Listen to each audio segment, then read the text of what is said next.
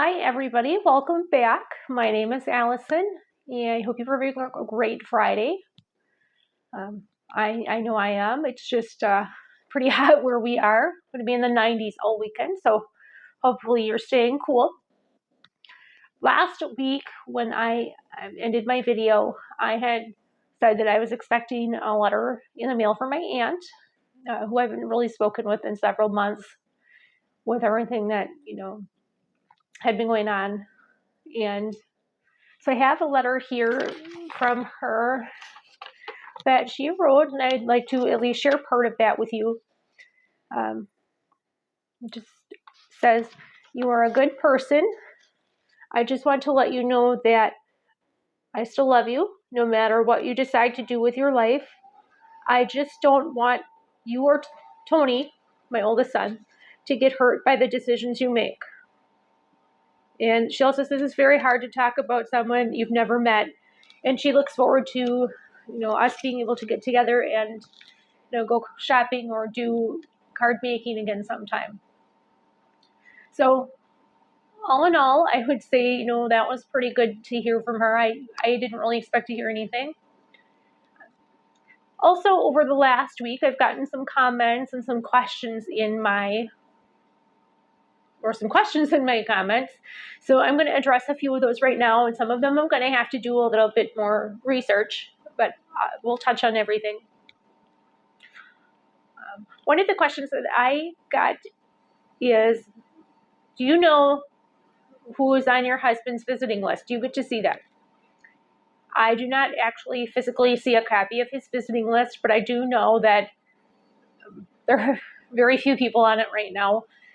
Myself, my oldest son, Tony, my mom is on the visiting list, although she hasn't met him yet. And my best friend in the world, Jason, is on there. His mom may be on there. I'm not quite sure. She's never been to visit him in person since he's been incarcerated. So I couldn't say that for sure, but there's about 4 people on his list. The other thing that I have been asked is, do I get to see who put money on his books? That I also don't get to see. I don't get a statement or anything like that. However, I'm the only person that ever puts money on his books. I believe his mom used to in the past before she cut off communication. But at this point in time, I am the only person who puts money on his books. And he actually did just a few weeks ago get a job. So that saves me from having to put much on his books at all. So what he does is he works in the servery, which is like a kitchen, washing dishes and helping serve meals. And for that, he gets paid about $10 a week. So it's basically about $2 a day.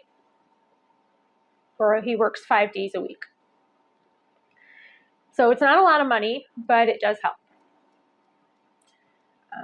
The other thing is, I've been asked in the comments about the financial costs of having my loved one locked up. So let me kind of give you an idea of what really my expenses are. So this is outside of the normal household costs that you would pay, like a mortgage or rent, utilities, insurance, gas for your car, heating, and this is in addition to all of that, actually. Phone calls. Anytime somebody calls you who's incarcerated, it's not free. It's a collect call. So currently the provider that they are using through the Department of Corrections is a company by the name of IC Solutions. The charge is 6 cents a minute. Plus there's some kind of a hidden fee. They don't actually say what it's for, but there's a fee attached to that. So we get currently 5 20-minute phone calls a week. And for each call, it's 6 cents a minute. You think I'd pay $1.20, but it's actually $1.13, or I'm sorry, $1.33 per phone call. So roughly about I'd say roughly about $30 a month at the current time is what I would spend on the phones. The other things is when I was sending him money to his books, right off the top, they take 10% off of any money that you would send in to your loved one's account and put it towards a release fund, which is all fine and good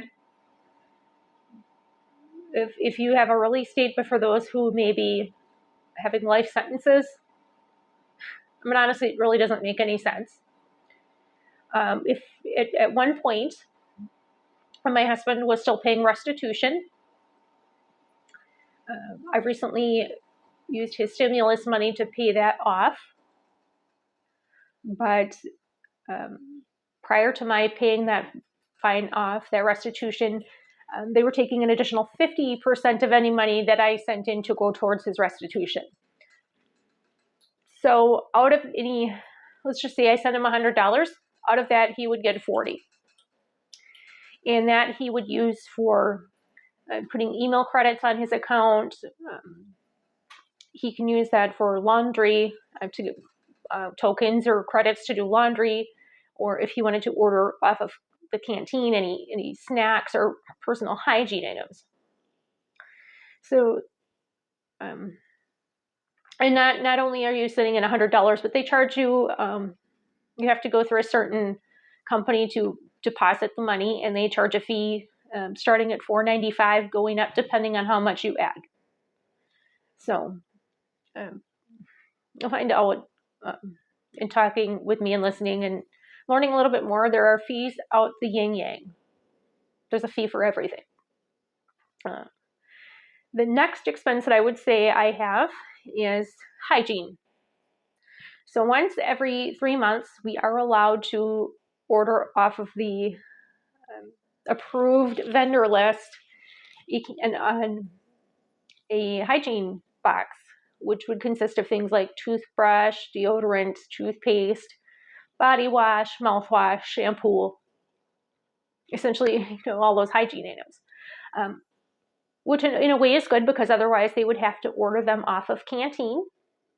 But we are allowed to spend $50 every 3 months to send them a hygiene package, which doesn't go very far, I'm going to tell you.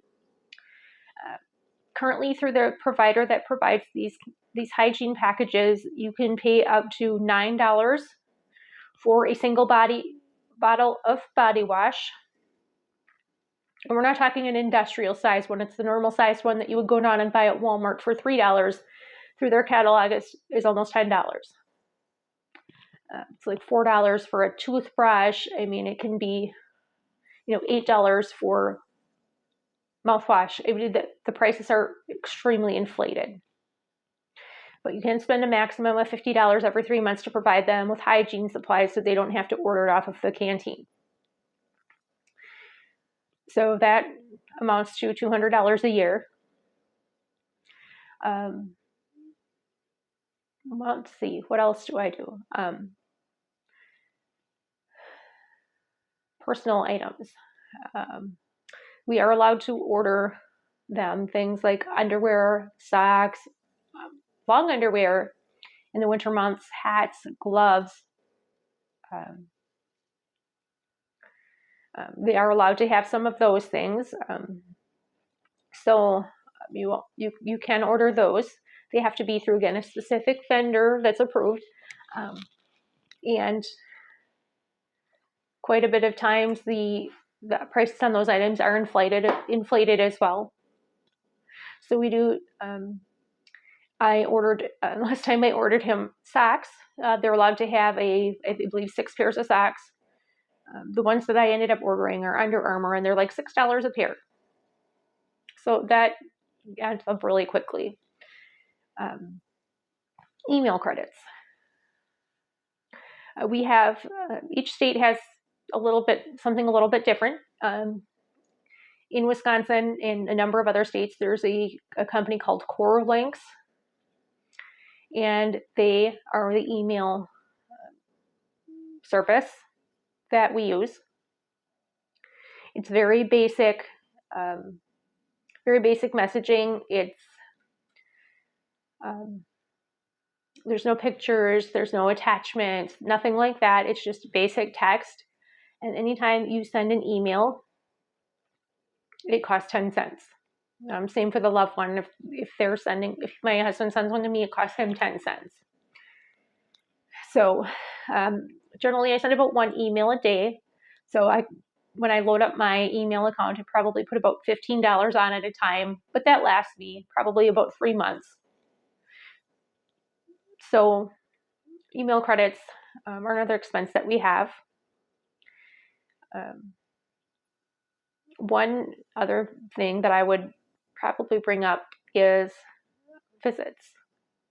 Now, currently we're not having in-person visits, but when we are back to having them again, it's going to be the cost of gas to drive.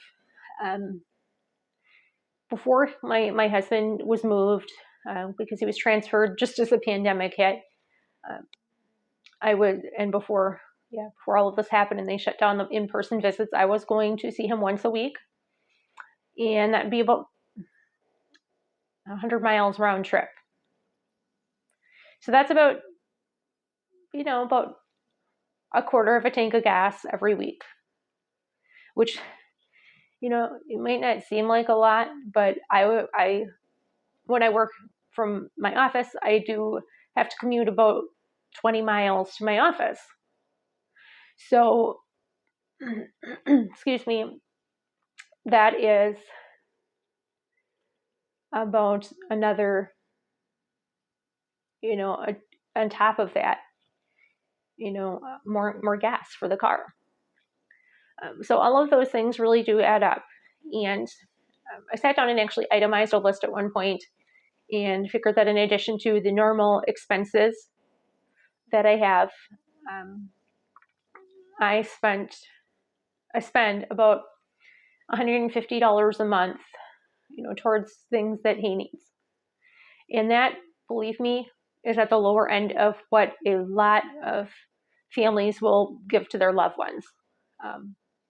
Some people will send hundreds and hundreds of dollars. I don't have that capability. I don't have the ability, due to reasons of my mental health and anxiety, to work, really incredible amounts of overtime, or to, take on a second part-time job in addition to full-time.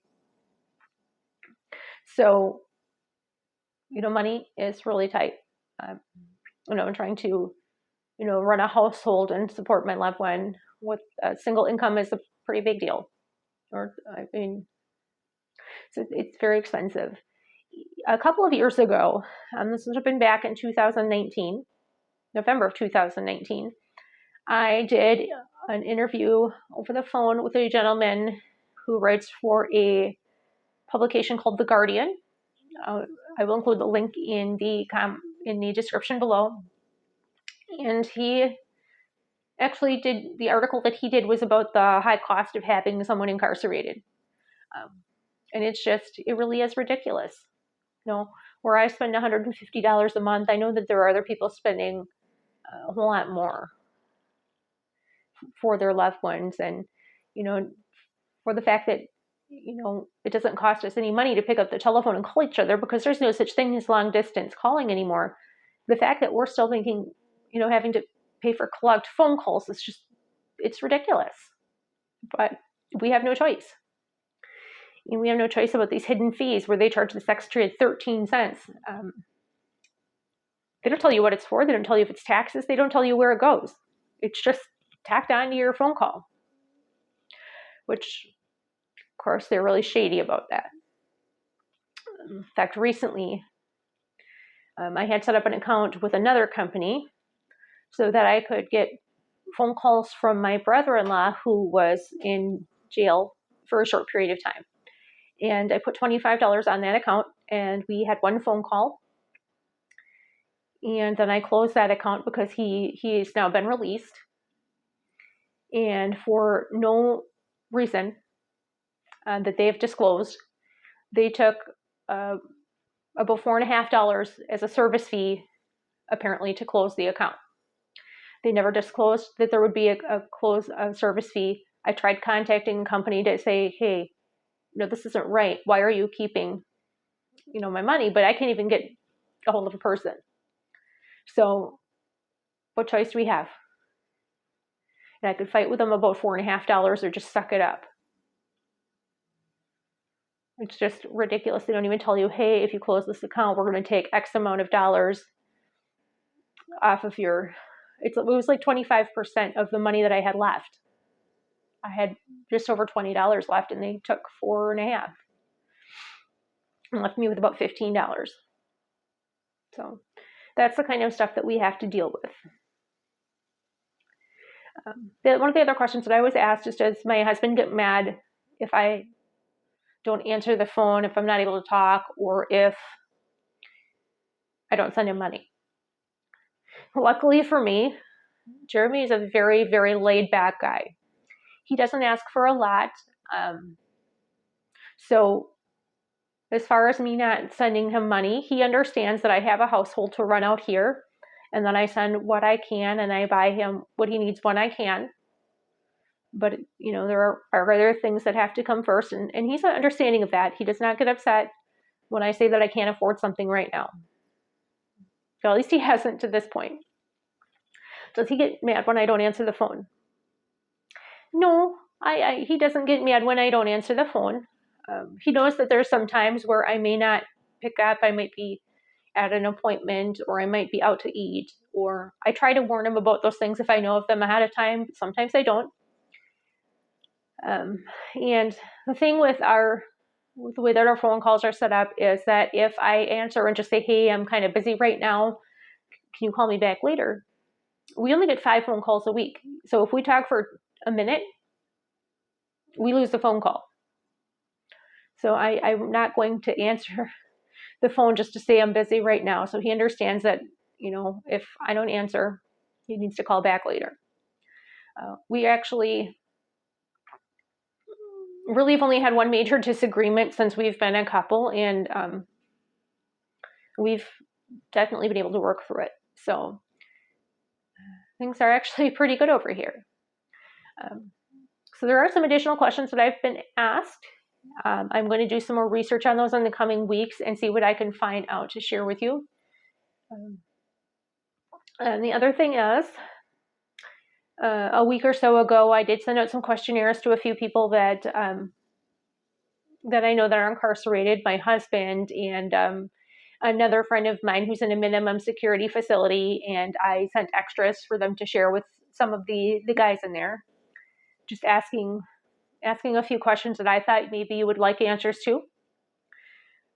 So once I am able to get those back and I have accumulated all of the information and organized it, I'm happy to share that with you.